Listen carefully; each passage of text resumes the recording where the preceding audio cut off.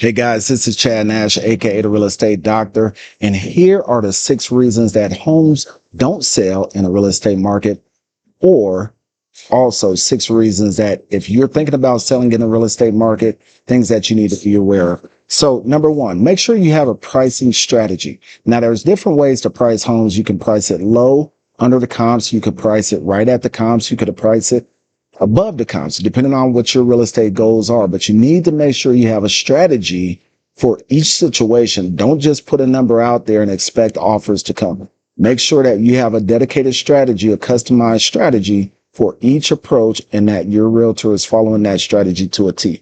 Number two, seasonality and holidays. Make sure that you understand that there are certain times during the calendar year that homes do sell at a faster pace or for higher profit. And there are times during the year where homes are not selling as quickly and maybe home values are dropping. You also need to make sure that you're avoiding the holidays. Make sure you avoid Thanksgiving, Christmas, New Year's, 4th of July, things of that sort, just because there's not as many buyers out there at that time.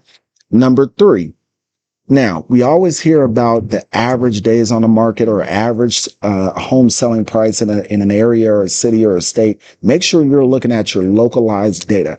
Just because homes are selling maybe 7 to 10 days across the city, make sure you're looking in your specific zip code or your neighborhood to say, well, what does the data say about homes selling within my close proximity? Just because there's 7 days over here, it might be 30 days over here. Make sure you have a good understanding of that.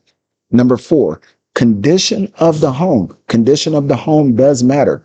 Gone are the days of just placing a listing sign in the yard and saying that you're going to get an offer or get multiple offers. You do need to make sure that your home is on a competitive level. Do those small improvements that your realtor suggests. Maybe it's painting, carpet, new appliances. Put your home in a position to get more eyeballs on it. And when the buyers do come through your home, make sure that their reaction to the home in person is the same reaction that they had to the pictures online.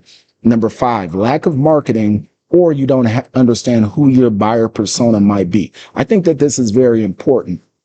You don't just blanket market out a property. Make sure that your realtor is talking through who does your home profile fit the most. It may be first-time home buyers. It may be step-up buyers. It may be luxury. It may be somebody looking for an investment property. You need to make sure who your home fits and that your realtor has put together a plan to market specifically to that buyer niche or that buyer persona. And then number six, let's just say it straight up and take the cat out the bag. Some realtors just suck. So make sure that you are researching your listing agent. Make sure that they have a positive track record, not only from production, but look at the client testimonials. Talk to folks who have bought or sold with that realtor to make sure that that experience that you're expecting aligns with the experience that others are portraying of that realtor as well. Now, if you're thinking about buying or selling a home, reach out to me. I would love to discuss your real estate journey with you. I would love to put you in a position to win. Reach out to me, email, text message, snail mail, whatever it may be. I'm happy to have a conversation with you today. We will talk soon.